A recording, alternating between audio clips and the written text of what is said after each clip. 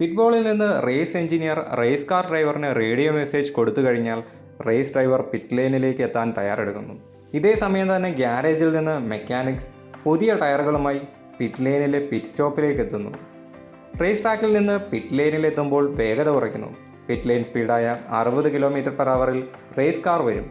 ഓരോ ടീമുകളുടെയും ഗ്യാരേജിന് മുന്നിൽ മാർക്ക് ചെയ്ത പൊസിഷനുകൾ ഉണ്ടാകും. ഇതാണ് പിറ്റ് ബോക്സ്.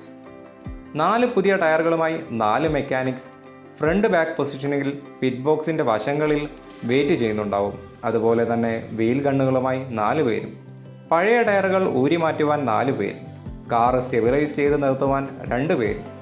ഫ്രണ്ട് റെയർ എൻഡുകളിൽ ജാക്ക്മാൻമാരും ഫ്രണ്ട് റിംഗ് അഡ്ജസ്റ്റ് ചെയ്യാൻ മെക്കാനിക്സും ഉണ്ടാകും. ഗ്രീൻ ലൈറ്റ് നൽകുവാൻ ഒരാൾ വെയിറ്റ് ചെയ്യുന്നുമുണ്ടാവും. റേസ് കാർ പിറ്റ് ലൈനിൽ എൻ്റർ ചെയ്ത് തൻ്റെ ടീമിൻ്റെ ഗ്യാരേജിന് മുന്നിൽ മാർക്ക് ചെയ്തിരിക്കുന്ന പിറ്റ് ബോക്സിലെത്തുന്നു. അപ്പോഴേക്കും ഫ്രണ്ട് ജാക്ക്മാൻ ജാക്ക് പ്രസ് ചെയ്ത് കാർ ഉയർത്തുന്നു. റെയർ എൻഡിൽ നിന്ന് റെയർ ജാക്ക്മാനും ഉയർത്തുന്നു. ഈ സമയത്തിൽ തന്നെ വീൽ ഗൺ ഉപയോഗിച്ച് നട്ടുകൾ ഊരിമാറ്റുന്നു. ഫോർമുല 1 കാറിൻ്റെ പ്രത്യേകത എന്തെന്നാൽ ഒരു സിംഗിൾ വീൽ നട്ടാണ് ഒരു ടയറിനുള്ളത്.